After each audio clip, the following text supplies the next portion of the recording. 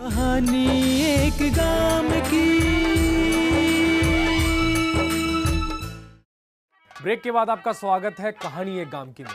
आप देख रहे हैं पाणजी जटान की कहानी। अभी हम जहां खड़े हैं ये है हरियाणा के मशहूर सांगी पंडित मांगेराम जी का घर। तो आइए चलते हैं घर के अंदर और मिलते हैं इनके परिवार के सदस्यों से। आइए।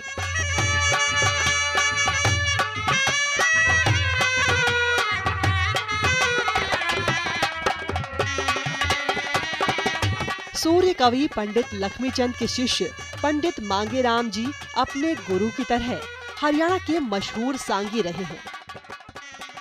संगीत का शौक उन्हें बचपन से ही था। इसी शौक के कारण उन्होंने लक्ष्मीचंद की टोली में रहकर गायन सीखना शुरू किया। कुछ वर्षों तक उनके साथ रहने के बाद मांगेराम ने अपनी अलग टोली बना ली और सांग कार्यक्रम शुरू किए।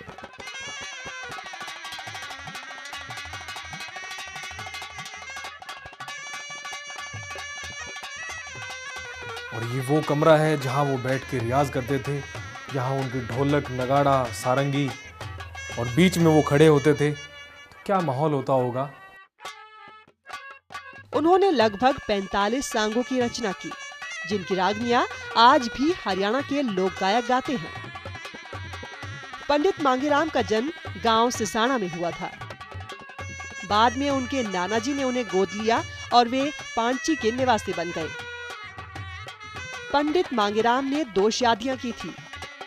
उनकी पहली पत्नी का नाम रामेती देवी था और दूसरी पत्नी का नाम पिस्तो देवी।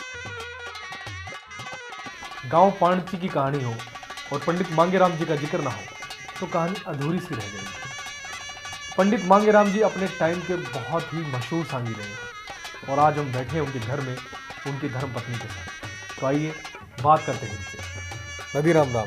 राम राम बेटा। ठीक ठाक। हाँ ठीक ठाक खूब। नदी पंडित मांगेराम जी इतने मशहूर सांगी रहे हैं अपने टाइम के। हाँ जी। तो मतलब क्या आपको उनकी सबसे अच्छी बात लगती थी? अच्छी तो मुझे सारी ये थी, मन्नत के लग गई थी। उन्होंने तो सारे हिंदुस्तान में लग गई थी, सारे हरियाणा में लग गई थी, सारे सब चीज़ा में लग गई थी। मन्नत लगनी ही थी। तो सांग देखने जाया करते आप? हाँ सांग देखने जाया करते। अच्छा। खूब। कभी सही? हाँ कति सही ना कदे मने करे खेल तमाशे में ना किते जानता रोक के खूब आज़ादी तरह। नहीं मैंने सुना कि पंडित जी डोली मारा करते। हाँ वह डोली तो वह हाथ की न्यू करे थे वह थी। अच्छा। ये लक्ष्मीचंद यहाँ का दौरे थी, ये उनका दौरे थी। हाँ हम लक्ष्मीचंद में भी खूब वो मानना से हमारा हिसाब जो पंडित जी मान्या करते वही मैं मानूँ। भाई चलो भाई हमारा तो बाप लाओ चाहे ससुरा लाओ, भाई उनका गुरु था तो गुरु तो सब तो बड़ी चीज़ है। उनके जब प्राण निकले थे तो वो। हाँ बेटा हम गंगा जी नहीं जा रही थी जो। अच्छा। वो गंगा जी जा रहे थे पंडित जी और एक लड़की जा रही थी मेरे ना की और एक लड़का जा रहा था ओम प्रकाश, ये जा रहे थे। वैसे हमने तो इस टाइम से मैं बेरा लग गया था। ये जो चंद्रमा लकड़ा सारा गौरव देश है जब न्यू लग गया था कि भाई पंडित मांगेराम न्यू बोली। फिर कहने लगे बोले ये तो के ना से भालोठिया मांगे हुए ससाने तो आगे सारे दुनिया साबत गांव की जुड़ गए। अरे सब अपना न्यू का नादा दिया तो कोई ना वो तो ठीक ठाक से अरे तड़का नाका होगा। मन ना ये जो कहानी बताई से ये सब कहानी सच्चाई की से उसकी। वो का अटैक हुआ था, एल अटैक में हुआ चले गए एक बगरा हो रहा था। तो ये थी उनकी धर्मपत्नी। और आइए अब बात करते हैं उनके बेटे मौसम से। पंडित जी इतने उच्च कोटि के कवि रहे हैं तो कोई उनकी अच्छी सी रागनी आपको याद है? अच्छी तो उसकी सुबह सभी रागनियाँ थी, पर अब मैं एक अच्छी ही रागनी बता रहा हूँ। एक पंडित जी की कृष्ण सुदामा की रागनी है। महाभारत के बाद भूल के बात मुरारी की, पैसे के में मोहब्बत रहेगी दुनियादारी की। लोग दिखावा वेद पढ़े संकट माला गल रही, भगवा बाणा चेली रखें आज़ादी मिल रही, मंदिर के में चौड़े खुल रही पोल पुजारी।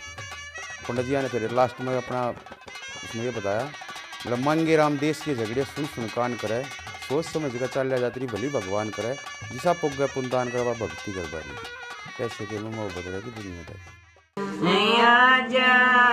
नंद के दुलारे हो तो है अकेली मीरा, गंगा जमुना त्रिवेणी में मड़ कर नहाए हो। हरिद्वार और जगन्नाथ पिया मुंदे पड़ नहाए हो। मंगे राम तेरे दर्शन के गीत साए हो। तो वह अकेली मीरा।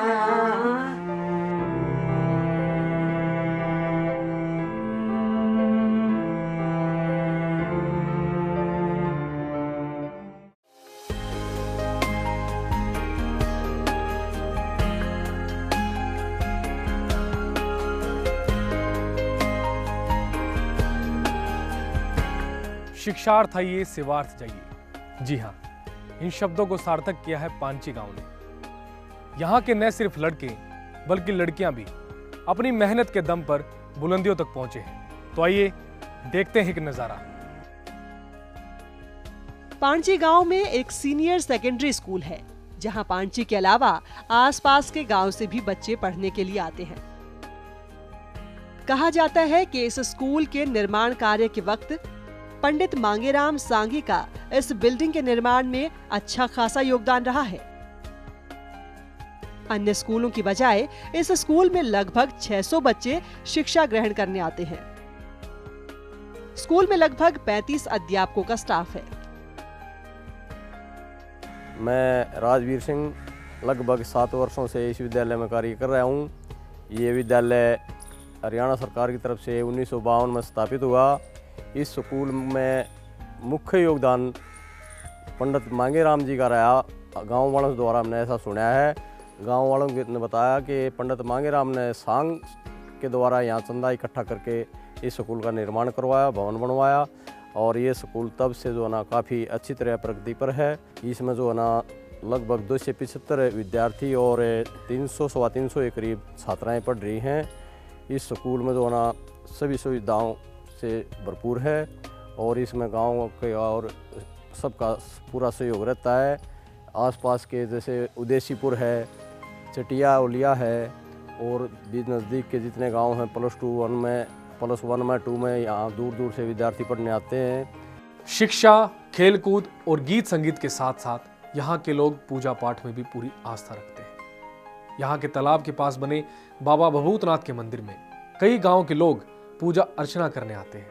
आइए दिखाते हैं मंदिर में पूर्णिमा की एक शाम।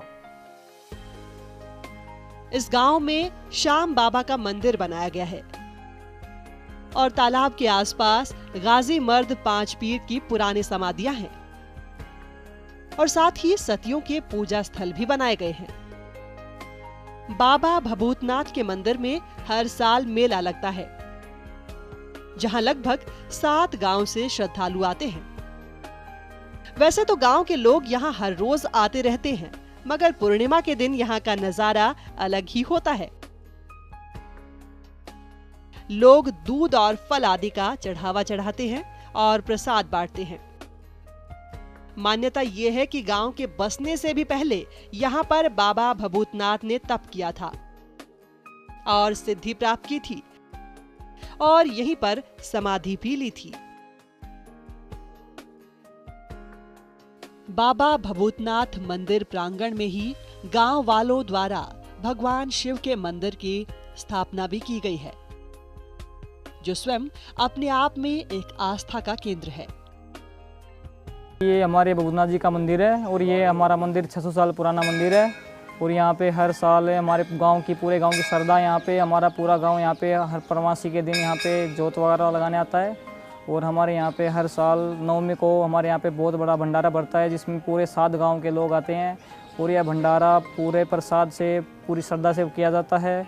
और हमारे गांव के लोग हर पूर्णमासी के दिन यहाँ पे बहुत ज़ोर शोर से मेला लगता है और हमारे भभूतनाथ जी हमारी सभी गाँववासियों की सभी की दुआएं पूरी करते हैं। और वहीं गांव में बनी पुरानी हवेलियां और भवन गांव के इतिहास और उस वक्त की भवन निर्माण कला को बयां करती नजर आती है। वक्त के थपेड़ों को सहकर भी ये भवन किसी वीर पुरुष की तरह अपने अस्तित्व और शान को बचाते हुए अडिग खड़े हैं।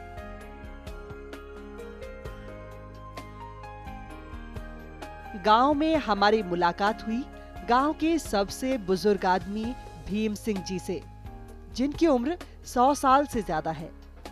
आज भी गांव में होने वाले हर शादी ब्याह में सबसे पहला मान सम्मान इन्हीं का किया जाता है। कई जातियों का संगम लिए ये गांव आपसी मेलजोल और भाईचारे की अनोखी मिसाल पेश करता है। कहीं टोलियों में बैठे बुजुर्गों के ताश के खेल, हुक्के की घूंट और आपस की हंसी ठिठोली, कहीं युवाओं की टोली गांव की शांति प्रियता और गांव के रहन सहन की असली पहचान दिखाते हैं। एक गांव अपने आप में बहुत सारी विभिन्नताएं लिए होता है। ऐसा ही नजारा मिलता है पाणची जटान गांव में, जहां में नए जमाने के घर कोठियां दिखाई दी, तो वहीं कुछ पुरानी हवेलियां भी गांव के इतिहास को संजोती दिखी। तो दोस्तों, याद थी कहानी पाणची जटान की। ये वक्त हो गया है आप तक विदा लेने का। अगले एपिसोड में फिर दिखाऊंगे एक और गांव की कहानी। जय राम जी की। गांव सभ्यता की है पहली सीढ़ी, जिस पे चढ़ा मानव पीढ़ी दर पीढ़ी। हर गांव का एक इतिहास है, अपनेपन का एहसास है। माटी की खुशबू ऐसी जिसमें उस रब का वास है। गाम धाम है जुड़ी है जिससे प्रीत नाम की कहानी, एक गाम की कहानी, एक गाम की।